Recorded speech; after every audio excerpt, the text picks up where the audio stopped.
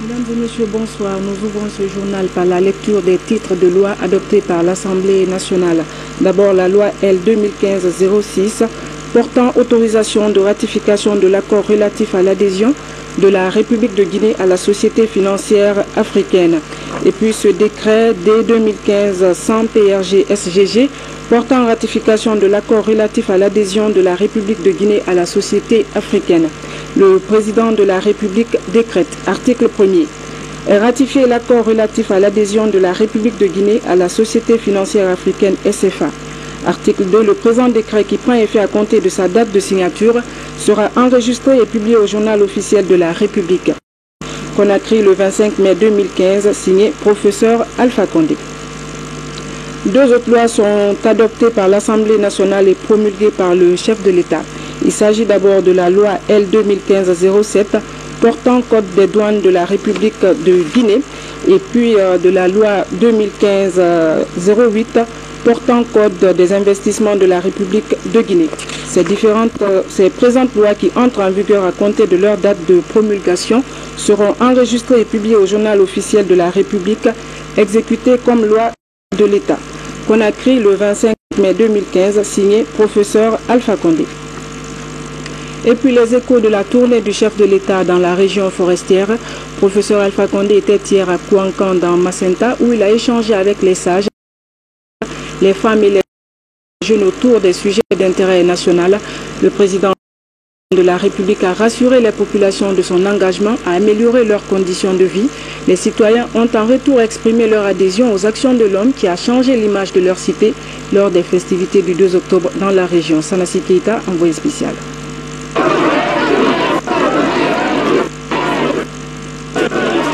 Guékédou, ville cosmopolite située sur les berges pittoresques du fleuve Makona. Ville qui ouvre ses portes ce dimanche 24 mai 2015 au président de la République.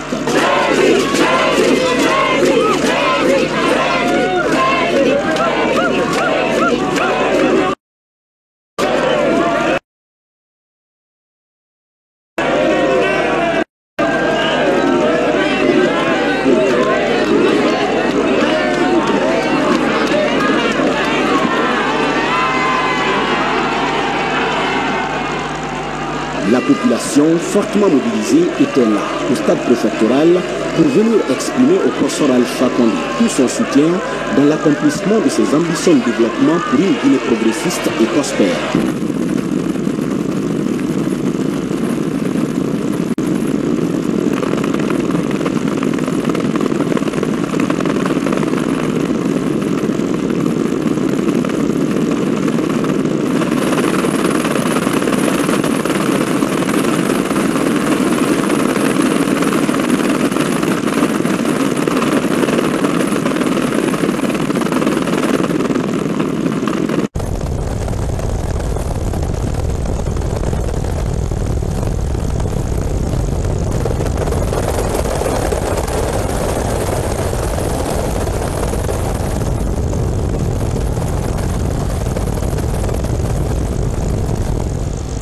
L'occasion a été opportune pour les sages de la cité de Kenem Andembaduno d'accueillir le chef de l'État avec les traditionnels noix de cola.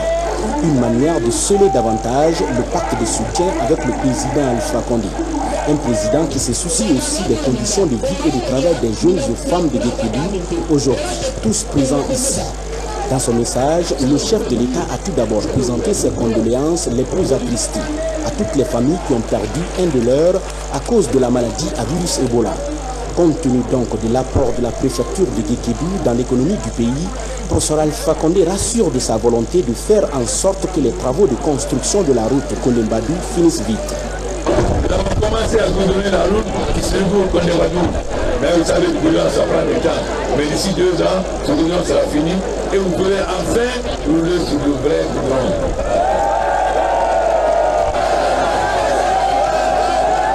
Plusieurs autres projets sont également visés par le chef de l'État pour la préfecture de Guékédou.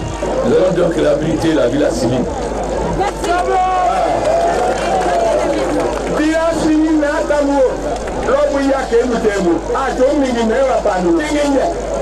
Ainsi que la maison des jeunes et les salles préfectorales.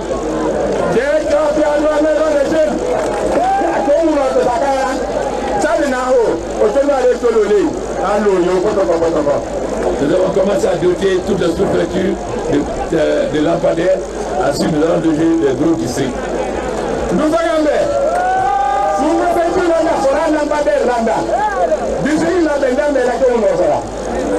Évidemment, nous avons le programme de faire le barrage ici, comme le barrage de Koubidou, pour pouvoir nous donner le courant.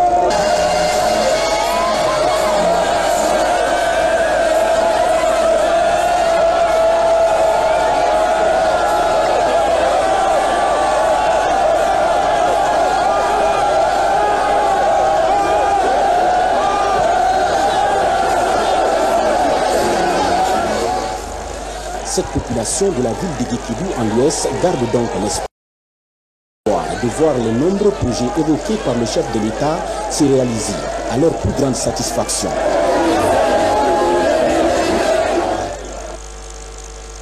La préfecture de Guékidou aussi a eu l'honneur de recevoir le chef de l'État. Professeur Alpha Condé, devant une foule en liesse, a exprimé sa volonté et son engagement de respecter toutes les promesses faites pour le développement socio-économique de la région forestière. Ibrahim Akita.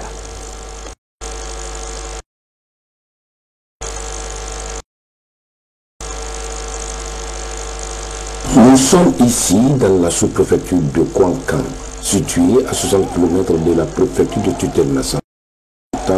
Kouankan est une zone agricole par excellence. Depuis 1960, aucun président n'avait foulé le sol de Kouankan. L'arrivée du président de la République ici est perçue comme un message fort d'une population qui a tenu à prouver au chef de l'État que son déplacement a un sens pour elle. D'où cet accueil chaleureux et plein de signification pour une population qui a enregistré le passage de la fièvre à virus Ebola. Un virus qui a fait plusieurs victimes et qui depuis le 14 février n'a enregistré aucun cas. C'est pourquoi les populations, à travers cette mobilisation, ont voulu dire merci au chef de l'État, à son gouvernement et aux partenaires bi- et multilatéraux pour tous les appuis apportés dans la lutte contre Ebola.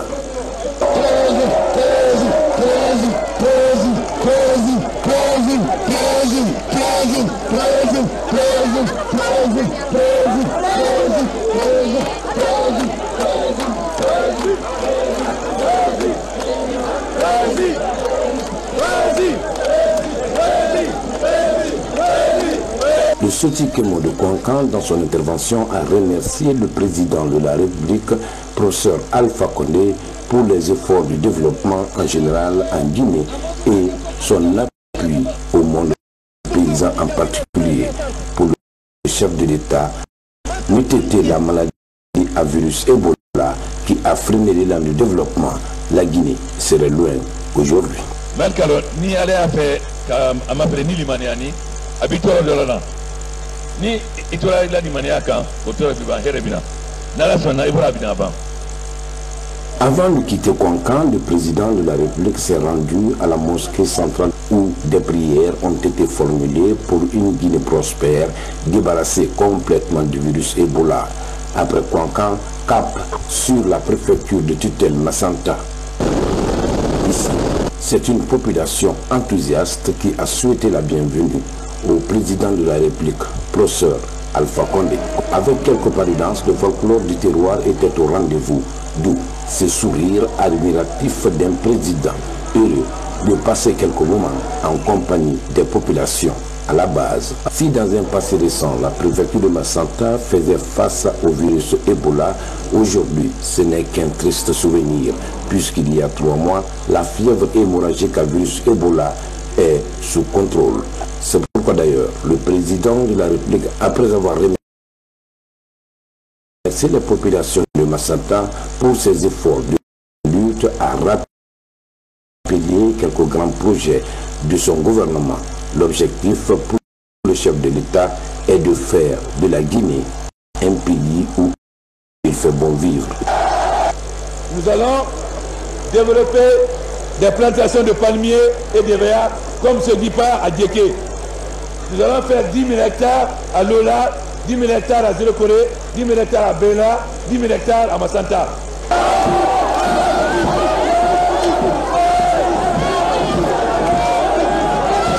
relancer l'usine de thé de Massanta, la production de thé et l'usine de thé de Massanta. Nous allons relancer aussi l'usine de Sérédou. Vous savez, nous avons déjà relancé l'usine d'arachide, l'huile d'arachide à Daboula. Aujourd'hui, nous produisons l'huile d'arachide à Daboula, comme nous allons faire l'usine de pommes de terre pour les femmes de Timimandina. De Timimandina à Pita. Donc, c'est la même chose que nous allons faire à Massanta pour le thé et l'usine de Sérédou. Nous avons commencé à goudronner la route Kisuduku, Kekeduku, Kondebadou.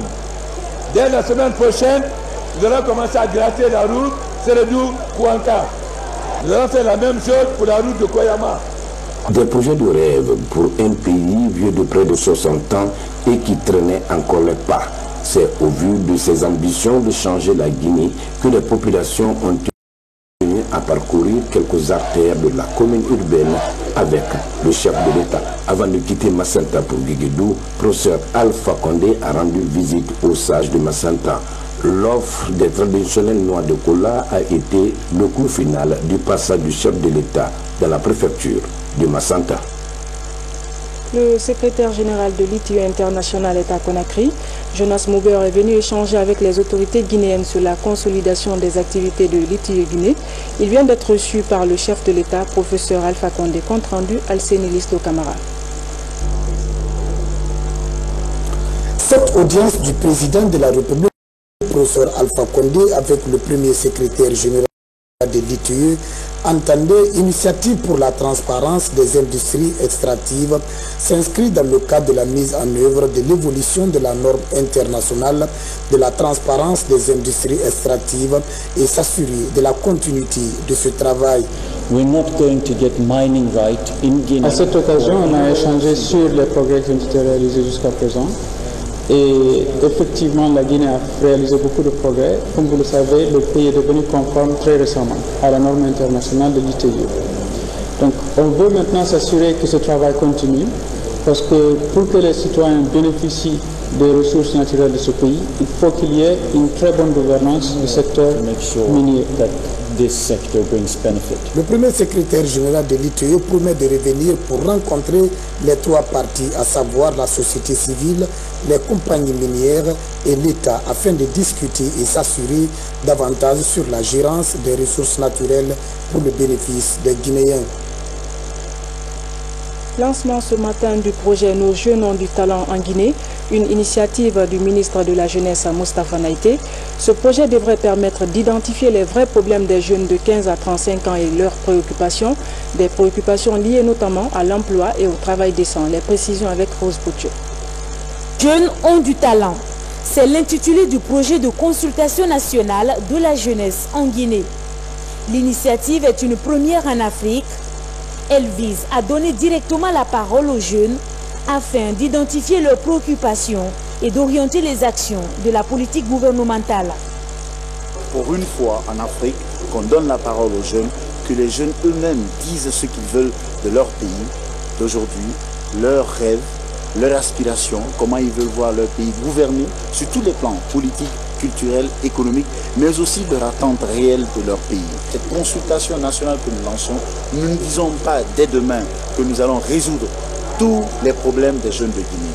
Ça va nous permettre, ce projet va nous permettre d'identifier localité par localité les besoins des jeunes Guinéens. Le concept Nos jeunes ont du talent donne corps à la réflexion sur les questions liées aux jeunes.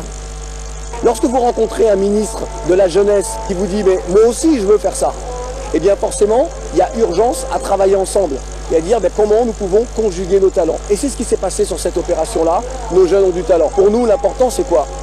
Eh bien c'est de permettre à ce pays, qui est un pays de jeunes, eh bien qu'enfin les gouvernants entendent ce qu'ils ont à dire. Pas juste pour qu'ils expriment ce qu'ils ont dans le cœur, les rancœurs, les espoirs, pas seulement, mais pour qu'ils participent véritablement à l'essor de la Guinée. Si vous tuez les espoirs de la jeunesse, vous tuez l'avenir d'un pays. C'est vraiment parti de ce postulat-là. Comment faire pour que soient entendus ceux qui aujourd'hui font le dynamisme d'un pays et l'avenir d'un pays, donc la Guinée. En Guinée, le chômage touche 15% de jeunes à Conakry et 11% dans les zones rurales. Pour de nombreux jeunes, le lancement de ce projet de consultation nationale est la bienvenue. Je pense que c'est une bonne chose déjà parce que pour moi, pour trouver de bonnes solutions, des solutions adéquates aux problèmes des jeunes, il faut les consulter, il faut savoir ce dont ils ont besoin. Et par rapport aux études, on a un manque accru de documentation. Parce qu'il ne faudrait pas que ça soit du tape à l'œil. Et surtout que le travail soit fait, que les médias, que les participants, que le ministère lui-même puisse communiquer au maximum pour que cette consultation soit inclusive, que tous les pans, tous les compartiments, tous les citoyens puissent se retrouver là-dedans. Lancé ce 25 avril 2015, le projet prendra fin le 8 août, soit 2 mois environ de consultation des jeunes de toutes catégories socio-professionnelles confondues. Il compte 3 phases. D'abord, la récolte des données, la synthèse suivie de la remise du rapport final au chef de l'État. Enfin, la réalisation des documentaires, portraits et magazines publiés et diffusés sur les antennes des médias. Le tout couronné par un commissaire recruté à travers un appel d'offres à candidature à travers le numéro 1535. Et puis à 22h30, vous suivrez la conférence de presse animée par le ministre Moustapha Naïté sur le lancement de ce projet « Nos jeunes ont du talent ». À présent, parlons du projet urbain de haute intensité à Conakry. Avant le début de ce projet de désenclavement des quartiers défavorisés de la capitale, la cellule voirie secondaire du ministère de la Ville présente les enjeux de cette activité. Un reportage de Fodé Camara rendu par Tiano Ousmane Diallo. Dans la commune de Ratoma, ce tronçon quasiment impraticable réduit la mobilité des habitants du quartier Dar Salam 2 et environ. Par le biais du projet urbain de haute intensité de main-d'œuvre, cette voirie et celle des autres quartiers défavorisés des 5 communes de la capitale seront construites ou réhabilitées. Nous souffrons trop pour le problème de route. Les voitures rentrent difficilement chez nous, surtout la nuit. Si nos routes sont reconstruites, nous serons ravis. Le volet social est l'une des particularités de ce nouveau projet financé par le 10e Fonds européen de développement. Une disposition génératrice de revenus pour les communautés bénéficiaires, des bénéficiaires impliqués également dans la construction et l'entretien des infrastructures. On va utiliser une approche participative qui consiste à impliquer les bénéficiaires directs autant dans les choix des axes qui vont être travaillés et aussi bien dans leur maintenance. Et cela implique qu'on puisse avoir une certaine méthodologie du travail. C'est ça qu'on va partager précisément avec les participants. Autre défi du projet UNOPS-IMO, l'assainissement des voiries urbaines et la construction d'infrastructures sanitaires. Près de 50 latrines doivent être réalisées dans les quartiers défavorisés des 5 communes de la capitale. Tout Guinéen sait aujourd'hui combien de fois nous souffrons par rapport aux embouteillages de Conakry, par rapport à l'insalubrité, par rapport à l'insécurité. Donc s'il y a un tel projet qui viendra mettre un frein à tous ces mots que je viens de citer, je ne ferai que me réjouir par rapport à ça. En plus de la construction et de la réhabilitation de la voirie dans les différentes communes, à Dixine, les travaux graviteront autour du curage et la reprise des caniveaux. Tandis qu'à Matoto, il est prévu la réparation et la couverture des caniveaux par les dalettes pour faciliter la mobilité des usagers et éviter les accidents. Direction Arfa Moussaya, un district situé dans la préfecture de Dabola. Dans cette localité, plusieurs actions de développement sont entreprises sur le terrain par les communautés, mais cette année, elles sont confrontées aux travaux de finition d'une polyclinique. Les habitants de ce village sollicitent l'appui du gouvernement. Reportage Mamadi Terna Kamisoko.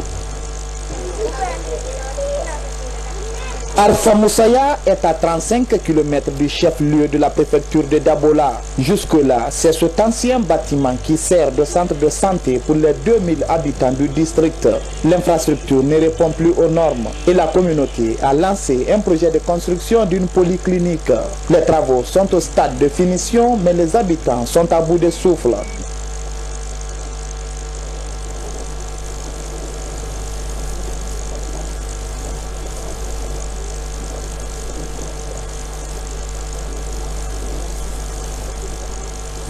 pas au service de tout le monde. Pour l'heure, les premiers équipements de la nouvelle clinique sont offerts par les ressortissants du village résidant aux États-Unis. Érigé en sous-préfecture en 1992, la particularité du village est que toutes les infrastructures existantes ont été réalisées par la communauté. Ce jour, un nouveau bloc administratif est inauguré. Il est le fruit de la bonne collaboration, autorités et élus locaux. D'une manière générale, les ressortissants d'Alpha Moussaïa participent à 70% au développement de la localité.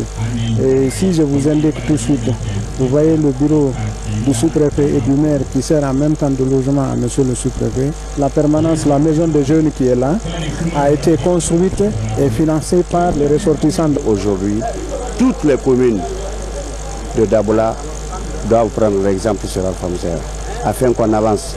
Plus que jamais, l'appui de l'État est attendu pour la fin des travaux de cette polyclinique. Mais en attendant, Alpha Moussaïa est éclairé par le programme présidentiel Lumière pour tous.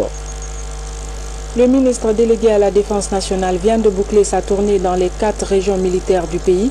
Maître Abdoul Kabele Kamara et sa délégation rentrent satisfaits de l'inspection qu'ils ont effectuée dans les 2e et 1e régions militaires. Compte rendu, Louis-Auguste Leroy.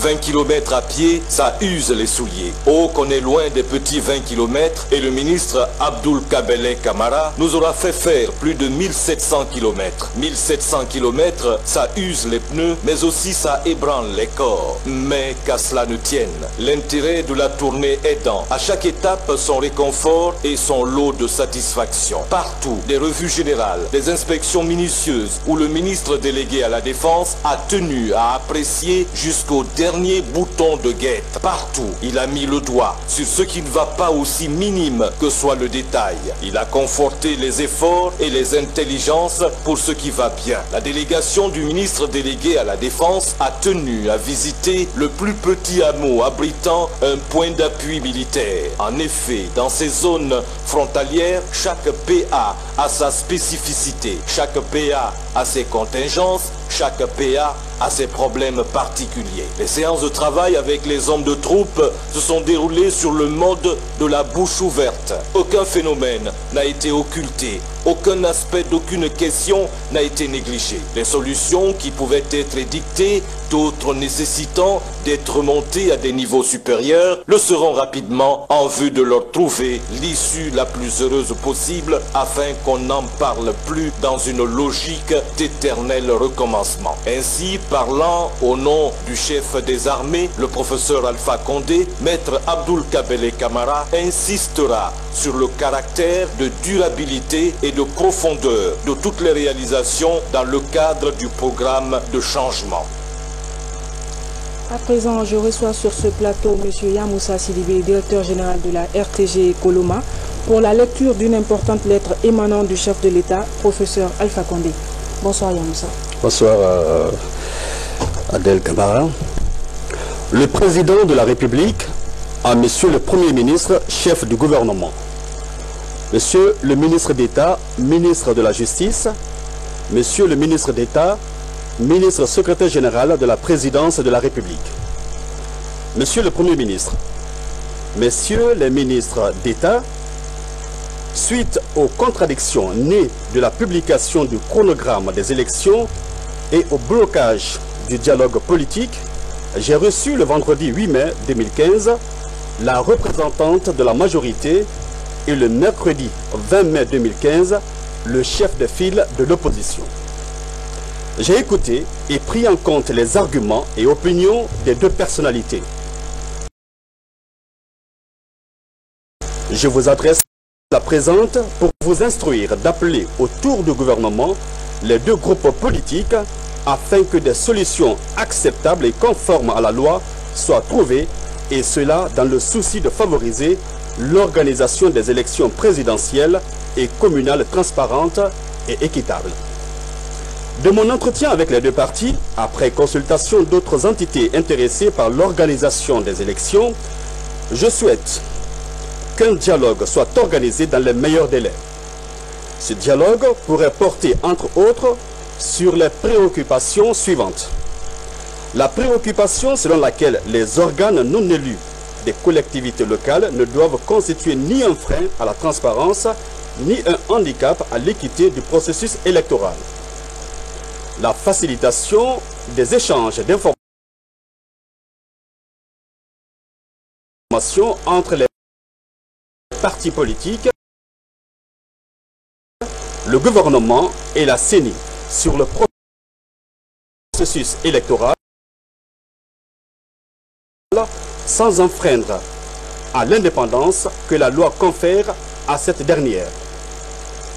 La mise en place d'un mécanisme permanent instituant les échanges entre la CENI et les acteurs électoraux. Monsieur le Premier ministre, chef du gouvernement, je demande que cette mission de dialogue soit confiée à messieurs les ministres d'État, ministre de la Justice et ministre secrétaire général de la Présidence qui pourront s'entourer d'autres membres du gouvernement concernés par les dossiers en discussion. J'encourage les acteurs politiques à privilégier le débat d'idées, la confrontation des opinions, au recours à la violence qui occasionne à chaque fois des dégâts irréparables infligés aux citoyens et à l'État. J'attache une importance particulière à la mise en œuvre effective et diligente de la présente instruction. Je reste disponible pour toutes les parties prenantes au dialogue. Je réitère ma conviction profonde que les vertus du dialogue constituent le ferment essentiel de toute démocratie. Professeur Alpha Condé. Merci, DG. Ce journal se poursuit. Le président de l'Assemblée nationale, Claude Kory-Kondiano, au kilomètre 36. Il y était pour expliquer les grandes réformes lancées par le gouvernement et la nécessité pour chaque citoyen de contribuer à leur réussite. Robert Silitono.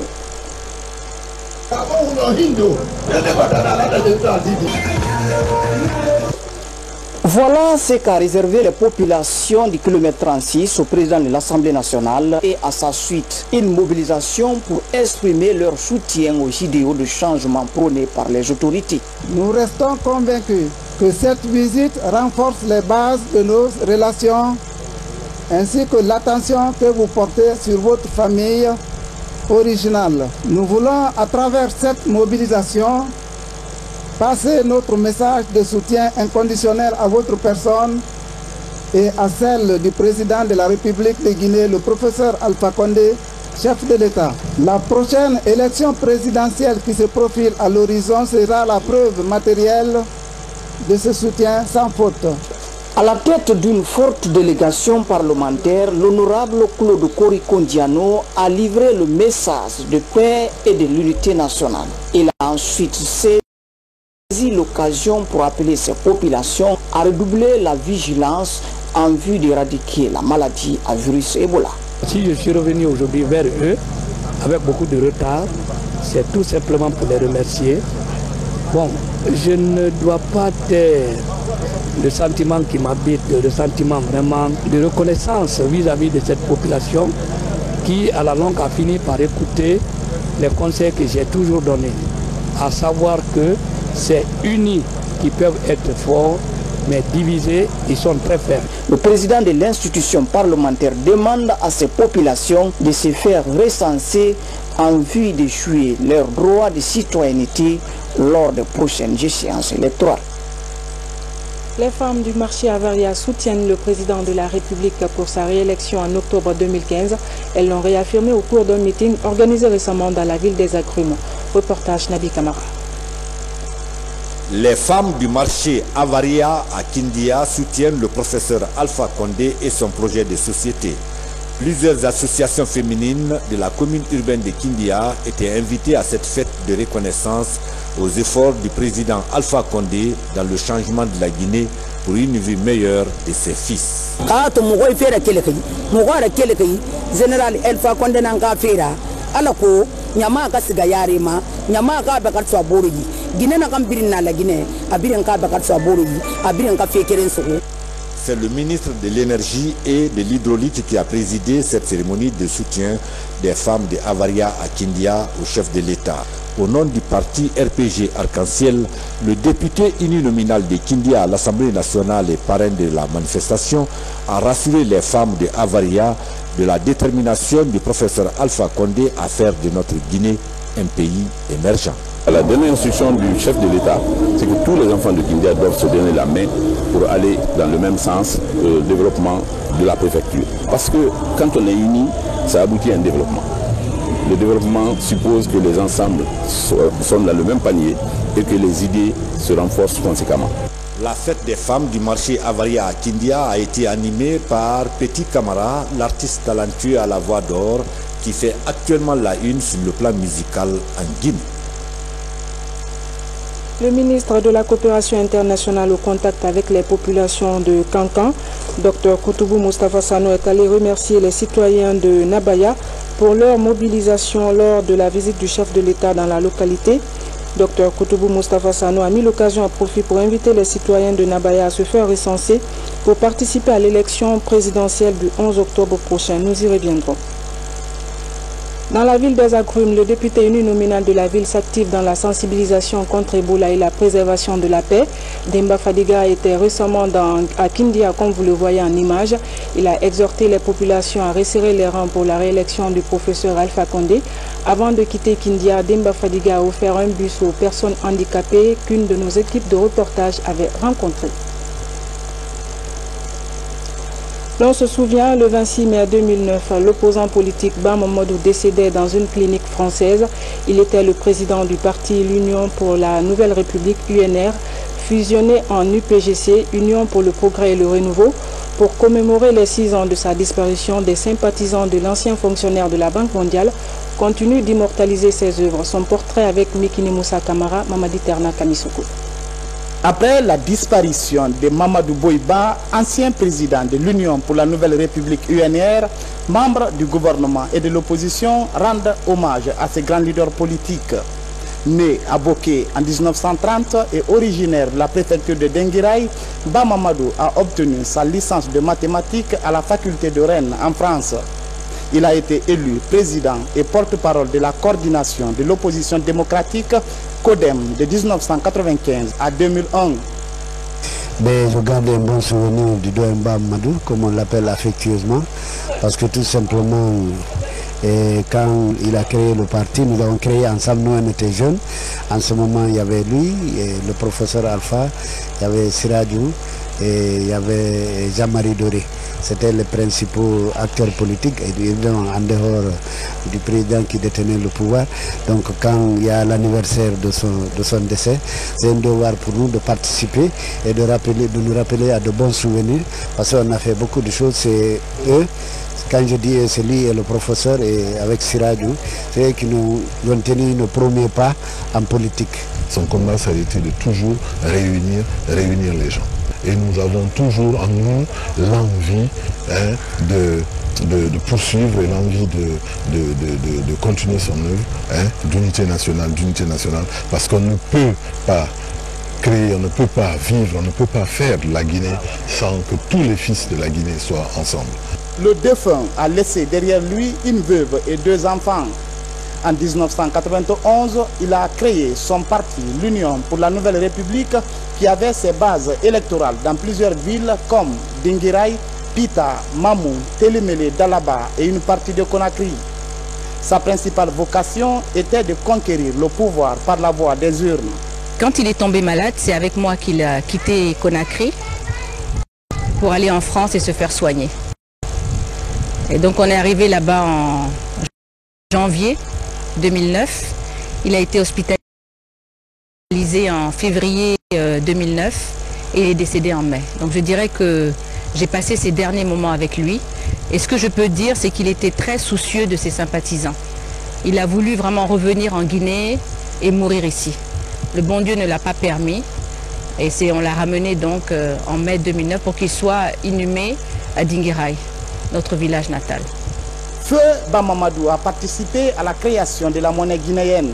Il a été le premier directeur de la Banque centrale de la République de Guinée avant sa nomination en 1964 à la Banque mondiale comme fonctionnaire international. Et puis ce drame survenu tôt ce matin au village SOS d'Anta sur la T6. Un jeune homme a été fauché par une voiture du ministère de l'Habitat et de l'Aménagement du territoire. Il a rendu l'âme à l'hôpital de Donka aux environs de 13 h. La dépouille n'est toujours pas identifiée.